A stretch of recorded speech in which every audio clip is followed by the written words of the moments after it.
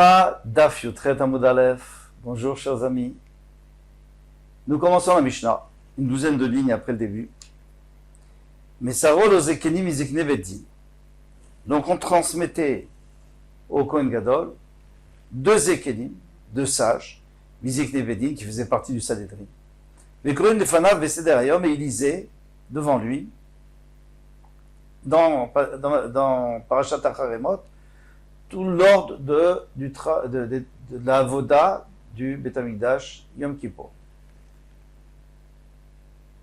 On lui dit, Ishi Kohen Gadol, mon maître le Kohen Gadol, on respectait bien sûr le Kohen Gadol, Kira'ata bepicha, lis toi-même avec ta bouche, ça veut dire lis dans la paracha, parce que celui qui lit, il se souvient plus. Shema shacharta, de peur que tu aies oublié. Au Shema Lolamata, ou peut-être que tu n'as jamais appris. On va demander comment est-ce possible, on ne peut pas mettre un Kohen Gadol qui est ignorant. Même les enfants ont lu cette paracha. Erev Yom Kippourim Shacharit, maintenant Erev Yom Kippour le matin, donc le matin de la veille de Yom Kippour, Ma'amidi Moto Beshara Mizrach, on le mettait, on faisait se tenir à la porte est, donc Nicanor, Ma'avirim Lefanav Parim, on faisait défiler devant lui des veaux, Elim, des béliers, le Kvasim et des agneaux. Alors nous dit le Maharsha que c'était ce qu'il allait apporter le lendemain. Pourquoi? Afin qu'en les voyant, ils se souviennent, voilà, lui je vais le faire comme ça, lui il faut faire comme ça, lui il faut verser le sang là-bas.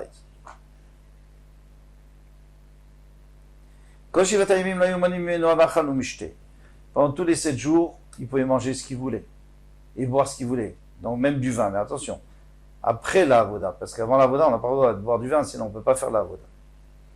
Et Rev Yom Kippourim, Imchachecha, mais Rev Yom Kippour, la Sedom Afseket, la dernière Seuda, Lo Yomanichim Oto, l'Echol Arbe, on ne lui laissait pas manger beaucoup. Parce que s'il mange beaucoup, il va être fatigué, il va s'endormir, et s'il s'endort, il peut avoir Kéri, et à ce moment-là, il ne pourra plus faire la avoda, il va être tamé.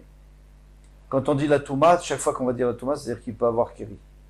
Bien qu'on sait qu'il y avait un miracle, que c'est jamais arrivé, alors pourquoi? Parce qu'il ne faut pas être sommaire sur le NES. Il ne faut pas compter sur le NES.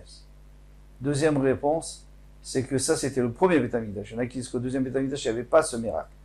Donc il ne fallait pas qu'il dorme, comme ça il était sûr de ne pas avoir de la Touma. Bishlama Shema Shakar Lechaye. Maintenant, je suis d'accord avec toi qu'on peut dire au Kohen Gadol, peut-être que tu as un peu oublié. Il est peut-être âgé maintenant, il a un peu oublié exactement toutes les précisions de la Avoda. Et la Shema Lolamad, mais est-ce que tu peux dire qu'il n'a pas appris? Mimok Minan Kai Gavna. Est-ce qu'on peut mettre un Kohen Gadol qui ne sait pas, qui est ignorant? Vatania, pourtant, il est écrit Va Kohen Agadol Me'echav. La Torah nous dit que le Kohen, il est plus grand que tous ses frères. Il y en a qui disent même tous les Bnei Israël. C'était le plus grand. Chez Gadol Me'echav Vekoach. Il doit être fort, parce que la Avoda, ça prend des forces, et surtout diriger les Kohanim, il y en avait beaucoup, ça prenait des forces. Benoï, il devait être beau, parce qu'un Kohen Gadol qui est beau, il inspire la confiance et le respect. Bechorma, il doit être intelligent pour diriger, il doit être très intelligent pour diriger le peuple. Beosher, il doit être riche, pour être indépendant. Acherim Omrim, Acherim c'est Rabbi Meir, on connaissait l'histoire. Donc on l'appelle Acherim, il dit, il n'est pas en machloket, il rajoute, Minayin Shimen, donc maintenant s'il n'a pas, qu'est-ce qu'on va faire? On ne va pas le prendre, s'il n'est pas riche. Chez Chavakonim Magdilim Oto, Migadlim Oto. Donc les autres Kohanim, ils vont l'élever, ils vont lui donner de l'argent, pour qu'il soit riche. Chacun d'après ses possibilités. Talmud Lomar, mais en d'où sait-on tout ça? Ve'akohen Agadol Mechav, Gadeu Michel Achif.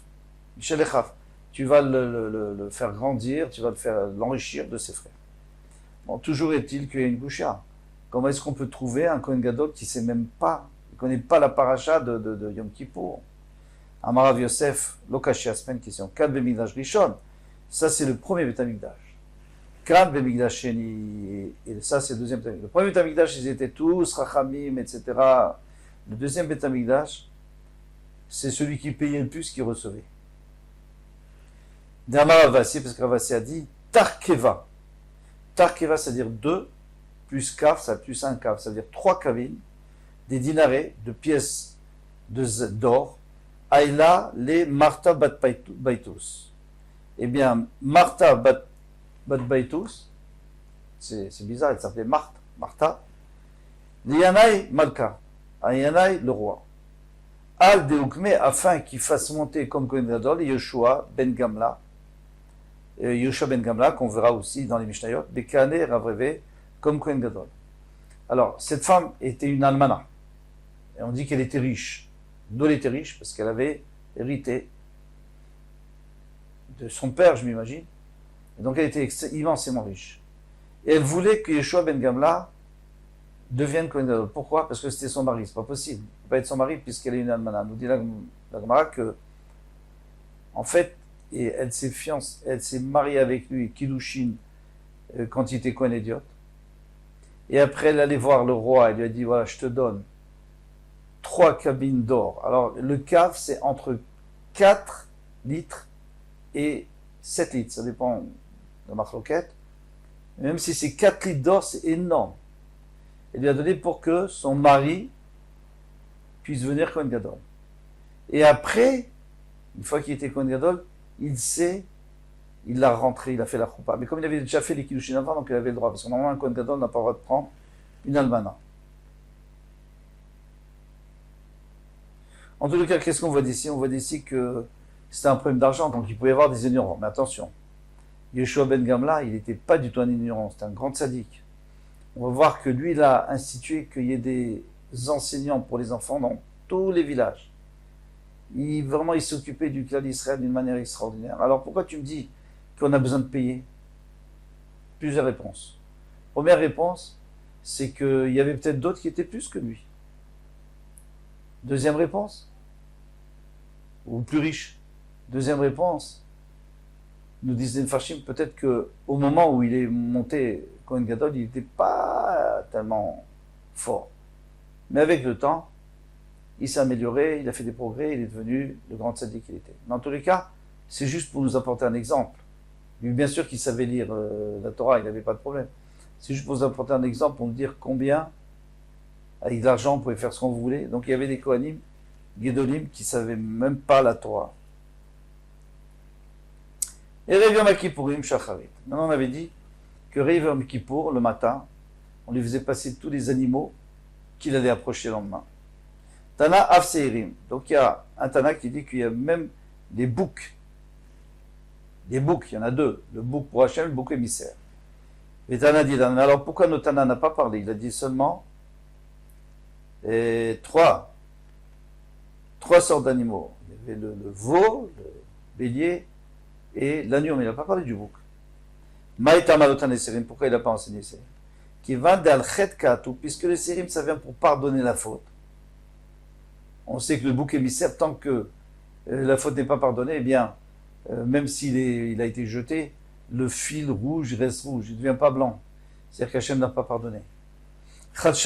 Si tu lui montres ça, le Kohen Gadol, il va se décourager. Pourquoi? Parce qu'il va se dire, alors, je vais pas y arriver. Parce que moi, comment voulez-vous que je sache, moi, dans le peuple juif, puisque il faut que tout le monde fasse teshuva, d'où je vais savoir. Et je vais pas réussir. Et après, s'il reste rouge, qu'est-ce que je vais avoir? Moi, je vais avoir de la honte. Et puis mes tefilot, elles vont pas être acceptées. Donc on ne le fait pas passer pour pas le démoraliser. Alors le par aussi, puisqu'il doit apporter un par pour pardonner sur lui, sur les Kohanim. Par qui vient d'Allah vers les Chav, puisque c'est pour lui et ses frères à Kohanim, ou Deate qu'il vient, Bechav à Kohanim. Alors il sait très bien que si parmi ses frères les Kohanim, s'il y en a un qui a fait quelque chose de mal, mais Dayadale, il est au courant, parce qu'entre Kohanim on se parle, il est responsable. C'est le chef des Kohanim. Ou Madarle Betchouva, il va lui faire tchouva. Bekoulou Israël, Loyada, mais maintenant s'il y a quelqu'un qui s'est mal conduit dans Israël et qui n'a pas fait tchouva, lui, il ne peut pas savoir. Donc, ça le décourage. Donc le par, ça ne le dérange pas. Amar Ravina dit Aynud Amrinche, c'est un dicton qu'on a l'habitude de dire. Ibarachatir Daila Avas, si maintenant d'un seul coup, le fils de ta sœur, donc c'est-à-dire ton neveu, il est devenu ou alors policier du roi, ou alors collecteur d'impôts, eh bien, Chazé, débrouille-toi, Bishuka Kamel Otaklif, de ne pas passer devant lui dans le marché, dans la rue. Ne le rencontre plus celui-là. Pourquoi? Parce qu'il sait exactement combien tu gagnes, il sait quelle est ta fortune et il peut te faire des histoires. C'est malheureux, mais c'est comme ça. Donc quand il y a quelqu'un de la famille qui est responsable auprès du roi, essaie de t'éloigner au maximum de lui. Donc on apprend on a une preuve ici, c'est que dans la famille on sait tout. Donc les Kohanim, ils savaient ce qui se passait chez les Kohanim, mais chez les Israélites, ils ne savaient pas. Alors maintenant on va parler de la nourriture. On avait dit que tous les 7 jours, on n'empêchait pas de manger, ils pouvaient manger ce qu'ils voulaient. Mais, Yom Kippour, on faisait attention pour pas qu'ils s'endorment. Tania, Rabbi Uda ben Nekosa, Rabbi Uda le fils de Nekosa, Omer Machin, Motos, Slatot, ou Betsim. On le fait manger à la dernière Seuda Mafseket, qui interrompt avant le jeûne. On lui faisait manger de la farine et des œufs qui aidaient les masses messo. Alors lui, d'après lui, ça va lui donner la diarrhée, comme ça il va pouvoir se débarrasser de tout, et le lendemain il pourra faire ça, voilà, sans avoir besoin d'aller aux toilettes, etc. En boulot, ils ont dit, mais ça, c'est pas bon pour les... ça peut le réchauffer, il peut avoir les shirvatzera, il peut avoir keri. Et puis, il y a des... Ça, c'est le pshat de Rashi, mais il y en a qui disent les masses messo, c'est le contraire. Rabbeinu Chanan nous dit, mais au contraire, la farine et les œufs, ça constipe. Donc, c'est bien aussi, parce que ça lui permet de ne pas avoir besoin de sortir de la voda. Bon, bref. En tous les cas, pour l'instant, c'est pas bon, ça. Donc, c'est sûr qu'on ne pouvait pas lui donner. Tania, Sumkru Somer, Mishum Rabimir, En Machilimoto, Loavi, Vamrila, Loavavi. On ne lui fait pas manger ni avi, c'est Aleph, Bet, Yud, ni Aleph, Bet, Yud, on va dire ce que c'est, Vieshomrim, Afloye, Navin, même pas de la vanne, même pas du vin blanc. Parce que ça peut lui apporter la touma. Loavi, qu'est-ce que c'est? Av, A, Aleph, Bet, Yud. Loetrog, Velo, Betim, les œufs, Velo, Yain Yachan, et pas du vieux vin. Après là, il y en a qui disent Lo, Avavi. Loetrog, ni un etrog, Velo, Betim, Velo, Bassar Chamen, la viande grasse aussi. Velo, Yain Yachan, et pas du vieux vin. Vieshomrim, Aflo, Yain Lavan, le vin blanc, c'est sûr que c'est mauvais. Mipne Shahin Lavan, mais Viet Adam, il est Touma, parce que ça peut l'apporter à Keri, à Touma. Bon, alors on ne lui donne pas, d'après ça. On ne lui donne pas des œufs. Tanora Banan, nous mettons nous a enseigné. Alors, un zav. Quelqu'un qui est zav, c'est pas de la shirvazra, c'est une maladie. Alors, il a eu des écoulements impurs, mais c'est une maladie. Donc, la première fois qu'il a, eh bien, il va au mikvé, et le soir, il est tao. S'il a une deuxième fois, alors il est obligé d'attendre 7 jours, et après, il va au mikvé. Et si c'est 3 fois, alors il doit, le 7e jour aller au mikvé, le 8e jour apporter le korbanot, un korban. Maintenant,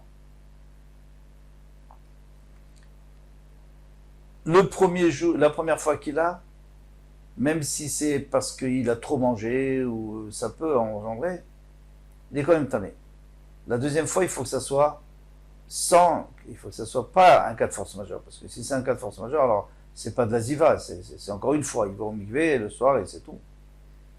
La troisième fois, si la deuxième fois il a eu sans qu'il n'a pas mangé rien de spécial, alors la troisième fois, même s'il a mangé beaucoup, même s'il a beaucoup mangé, il s'appelle le grand zav et il doit apporter des korbanot.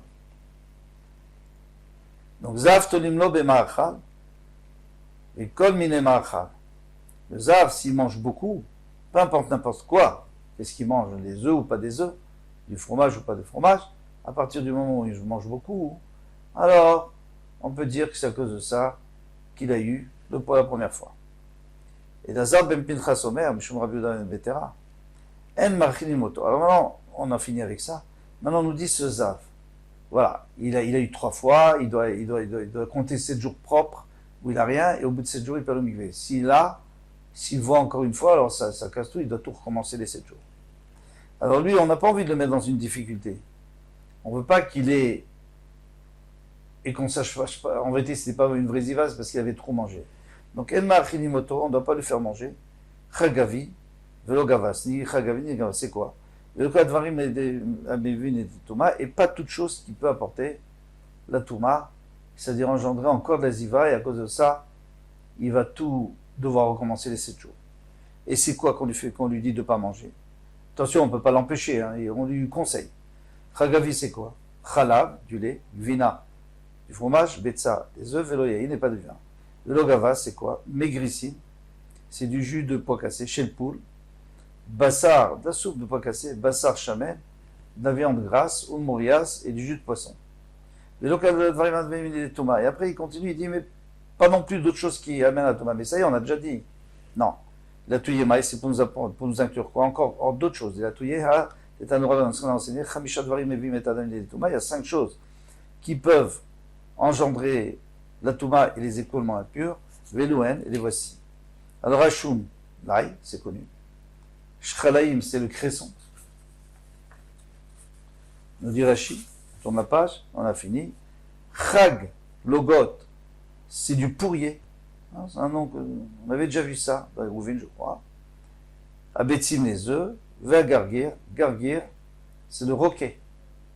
Le roquet, c'est aussi une plante. Voilà, ça, c'est des plantes qu'il ne faut pas manger. Et certainement pas Erev Kippour, parce que, Chazvé Shalom, il ne faut pas que la personne, elle ait de la Touma. Avec ça, on va terminer ce Hamoud. Kol Touf. Bientôt, Bezat Hashem.